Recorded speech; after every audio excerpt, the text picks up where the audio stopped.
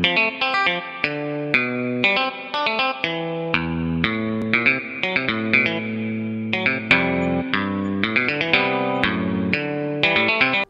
God Lover yang dikasih oleh Tuhan Yesus Kristus, senang berjumpa kembali dalam program Raise and God malam hari ini bersama Diaspora TV.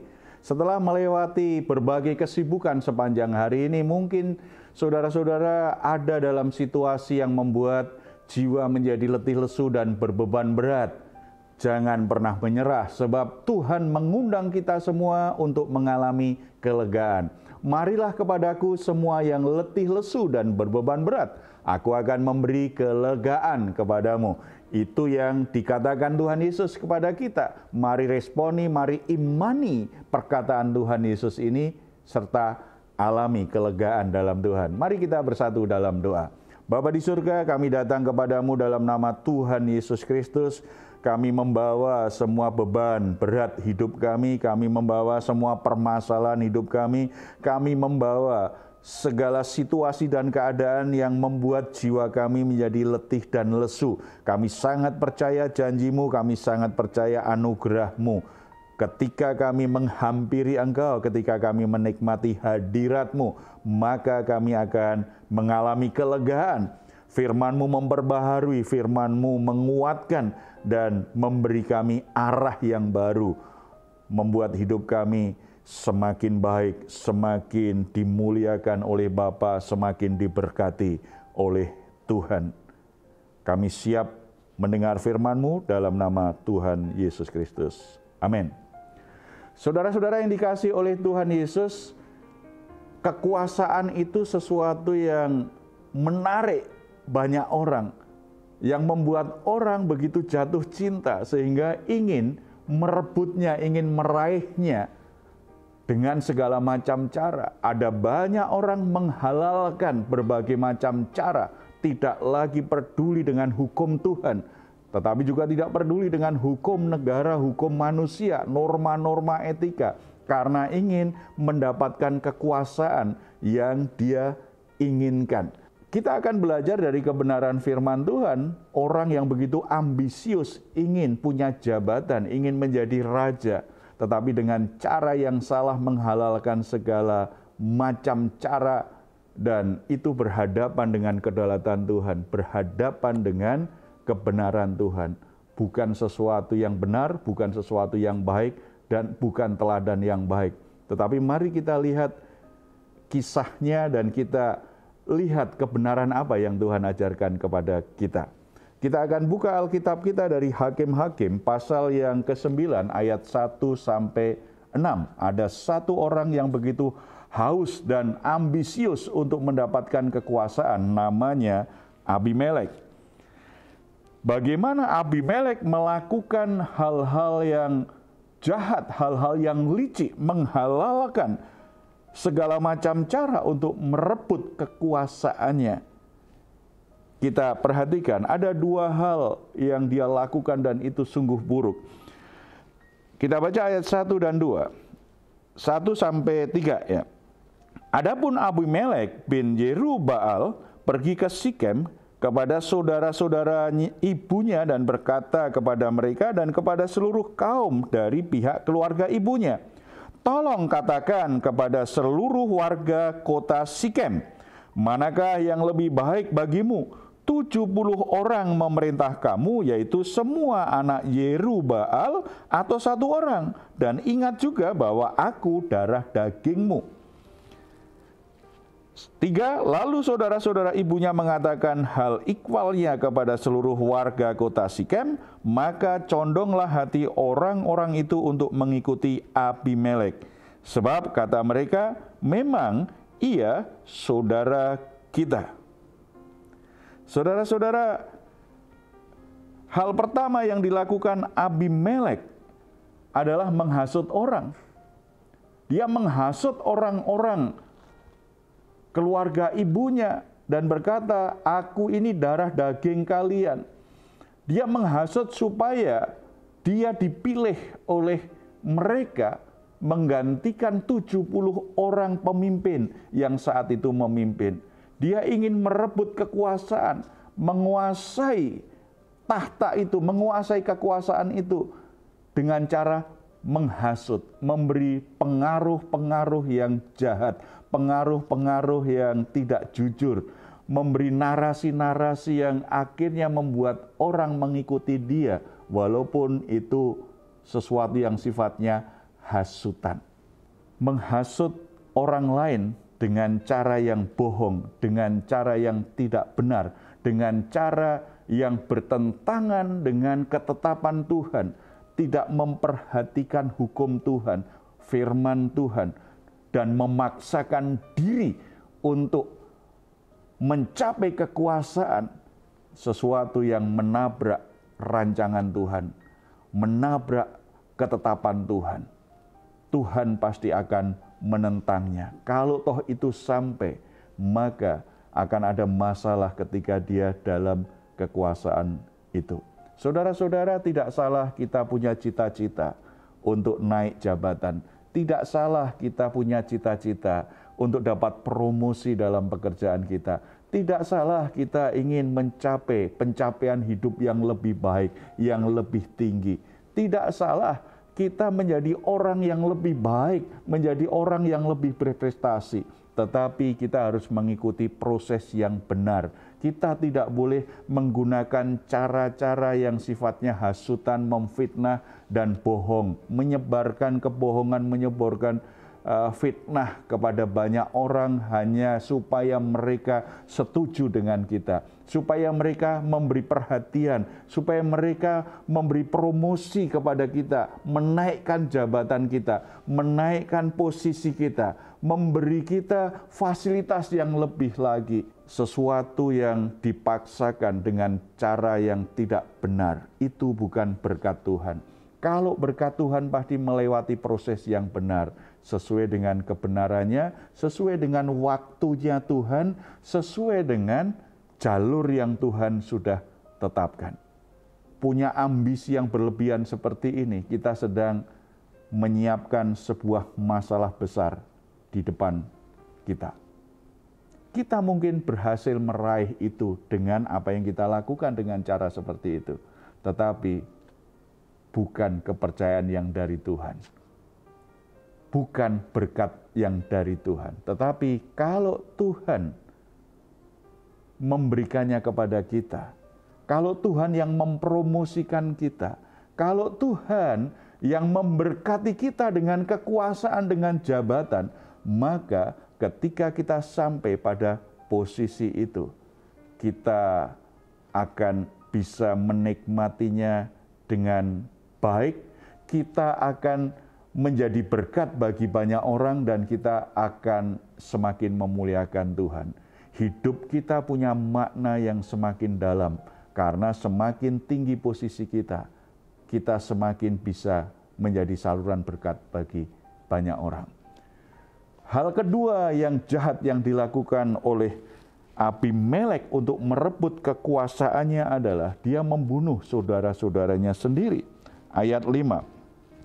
Ia pergi ke rumah ayahnya di Ofra, lalu membunuh saudara-saudaranya, anak-anak Yerubbaal, 70 orang di atas satu batu. Tetapi Yotam, anak bungsu Yerubbaal, tinggal hidup karena ia menyembunyikan diri. 6. Kemudian berkumpullah seluruh warga kota Sikem dan seluruh Bet Milo. Mereka pergi menobatkan Abimelek menjadi raja dekat pohon terbantin di tugu peringatan yang di Sikem. Memang benar bahwa Abimelek dengan caranya itu dia akhirnya benar-benar bisa dinobatkan jadi raja di Sikem. Ambisinya berhasil. Secara politik, secara sosial, secara ambisi pribadi, dia sukses, dia berhasil. Dia punya kekuasaan itu. Tetapi cara yang tidak benar, tidak hanya menghasut. Begitu banyak orang mulai terpengaruh dan mendukung dia, dia lakukan yang lebih jahat dari itu. Semua keturunan Yerubbaal dia bunuh, walaupun ada satu yang berhasil menyelamatkan diri. Dia singkirkan semua saingannya.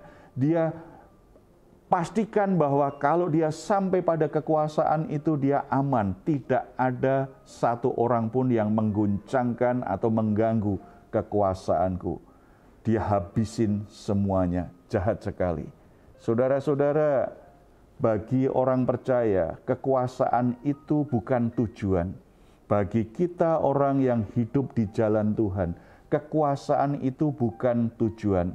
Makanya tidak semestinya kita ingin naik ke atas dengan cara menginjak-injak kepala orang lain. Membuat orang lain menderita karena kita ingin naik ke atas. Semakin kita naik, tidak sepantasnya kita membuat orang di bawah kita, orang di sekitar kita menderita. Mestinya semakin kita naik, membuat orang-orang di sekitar kita sejahtera, membuat hidup mereka semakin diberkati, karena kita mengalirkan berkat kepada mereka. Kembali tadi saya katakan, bagi orang percaya, bagi pengikut Tuhan Yesus, kekuasaan bukan tujuan.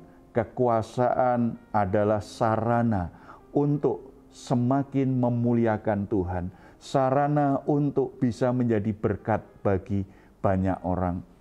Oleh sebab itu bersyukur kalau hari ini saudara dipercaya Tuhan dengan jabatan tertentu, dengan kekuasaan tertentu. Tetapi ingat, itu bukan tujuan. Kalau itu tujuan, maka begitu kita sampai kepada posisi itu, kita akan menjadi sombong. Kita akan memakai itu untuk memenuhi semua ambisi yang memuaskan keinginan nafsu kita, memuaskan ego kita, memuaskan semua hal yang selama ini kita inginkan. Karena ketika orang mendapatkan kekuasaan semakin tinggi, semakin mudah untuk meraih apapun yang dia inginkan. Lupa bahwa kekuasaan bukan tujuan. Karena itu bukan tujuan berarti tidak perlu juga dipertahankan mati-matian. Ada batas waktunya, ada masanya. Tuhan akan menempatkan kita pada posisi yang lain. Ada waktunya kita harus berhenti di posisi itu. Ada waktunya kita harus tinggalkan kekuasaan yang kita miliki, jabatan yang kita miliki. Jadikan jabatanmu, jadikan kekuasaanmu punya makna, punya nilai kekal. Pakai itu untuk membuat hidupmu semakin berkenan kepada Tuhan. Pakai itu membuat hidupmu semakin memancarkan terang bagi orang-orang di sekitarmu. Pakai itu membuat hidupmu menjadi pengaruh yang sangat baik. Kita semakin bisa menggarami banyak orang. Pakai itu supaya lewat kepemimpinanmu, nama Tuhan dimuliakan, banyak orang diberkati Tuhan, dan saudara menjadi bagian dari solusi Tuhan untuk menolong begitu banyak orang yang membutuhkan anugerahnya Tuhan. Mari kita renungkan kembali, apa tujuan hidupmu selama ini? Apakah saudara hanya mengejar karir menjadi tujuan hidupmu? Saudara punya posisi yang tinggi, itu jadi tujuan hidupmu. Saudara akan kecewa dan itu akan menjebakmu, akan menyimpang dari jalan Tuhan. Tetapi kalau saudara punya cita-cita, ingin sukses, ingin maju, ingin punya jabatan tertentu, ingin dapat promosi tertentu, doakan dengan tulus hati. Tujuannya bukan jabatannya itu sendiri, tetapi tujuannya supaya aku semakin bisa jadi terang, jadi garam, jadi berkat bagi banyak orang. Tuhan jaga hati supaya hatiku tidak menjadi sombong, supaya tidak lupa akan kepercayaanmu ini. Mari kita bersatu dalam doa. Bapa di surga, terima kasih Tuhan sudah mengajar kami tentang ambisi Abimelekh yang begitu kuat, yang begitu besar sekali untuk meraih kekuasaan sehingga dia menghalalkan segala macam cara. Betapa jahat, betapa kejamnya ketika kami mendengar kisah ini. Tetapi secara tidak sadar seringkali itu juga ada dalam kehidupan kami. Ketika kami ingin meraih sesuatu, ketika kami ingin mendapatkan tempat tertentu, ketika kami ingin mendapatkan jabatan tertentu, ketika kami ingin supaya Kami mendapatkan promosi dari perusahaan di mana kami bekerja. Kami tergoda untuk menghasut orang, untuk menyebarkan berita-berita bohong, untuk memanipulasi data, bahkan dengan cara mematikan kreativitas orang, mengorbankan orang lain demi jabatan. Tuhan ampuni kami, biarlah kami senantiasa sadar akan anugerah yang Tuhan berikan. Kami semakin mengerti bahwa tujuan hidup kami bukanlah kekuasaan, tujuan hidup kami bukanlah jabatan, tujuan hidup kami bukanlah kesuksesan, tetapi ketika kami menginginkan menjadi orang yang berhasil, yang memiliki jabatan, yang memiliki posisi strategis di masyarakat, karena kami rindu hidup kami dipakai Tuhan untuk menerangi, untuk menggarami banyak orang, karena kami rindu melalui posisi yang kami miliki, kami sungguh-sungguh bisa mengalirkan anugerah Tuhan menjadi berkat bagi banyak orang. Lewat perjalanan hidup kami, lewat kepemimpinan kami, lewat kesuksesan kami, nama Tuhan dipermuliakan, nama Tuhan didengar oleh banyak orang, nama Tuhan itu dikagumi oleh banyak orang. Hamba-Mu berdoa untuk setiap anak-anak Tuhan, untuk setiap saudara-saudara yang saat ini Tuhan percaya dengan jabatan-jabatan strategis di masyarakat, menjadi pemimpin publik, menjadi pemimpin daerah, menjadi pemimpin di perusahaan, menjadi pemimpin gereja. Siapapun mereka dan posisi apapun di tempat mereka berada, kiranya Roh Kudus menjaga hati mereka, selalu mengingatkan bahwa itu bukan tempat yang kekal, yang harus dipertahankan mati-matian, tetapi itu menjadi tempat sementara karena Tuhan memberikan tugas kepada mereka supaya mereka bisa mempermuliakan Tuhan dan memancarkan terang Kristus kepada orang-orang yang ada dalam pengaruh mereka.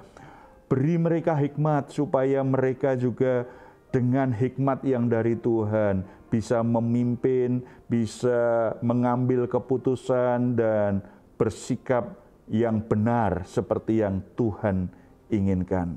Terima kasih Bapak, jadikan mereka kesaksian yang hidup di setiap lembaga, di setiap pemerintahan dan di setiap pelayanan yang mereka ada. Nama-Mu dipuji dimuliakan dalam nama Tuhan Yesus. Amin. Jika saat ini saudara atau keluarga sedang mengalami pergumulan dan membutuhkan dukungan doa, di layar saudara ada nomor telepon yang bisa saudara hubungi. Tim doa kami akan mendoakan saudara dan saya dorong saudara untuk tetap berharap, tetap berdoa, tetap yakin kuasa Tuhan sanggup menolongmu. Masalah apapun yang sedang saudara alami. Silakan juga kalau saudara juga ingin memberikan komentar, tuliskanlah di ruang komentar yang ada di channel Diaspora TV. Baik saudara-saudara, sebelum kita akhiri, mari kita memperkatakan bersama Mazmur 4 ayat 8 sampai 9 dengan iman dan kerinduan untuk bisa mengalaminya. Engkau telah memberikan sukacita kepadaku lebih banyak daripada mereka ketika mereka kelimpahan gandum dan anggur. Dengan tentram aku mau membaringkan diri lalu segera tidur. Sebab hanya Engkaulah ya Tuhan yang membiarkan aku diam dengan aman. Selamat beristirahat dan nikmatilah malam hari ini. Rest in God dengan sukacita. Tuhan Yesus memberkati kita semuanya.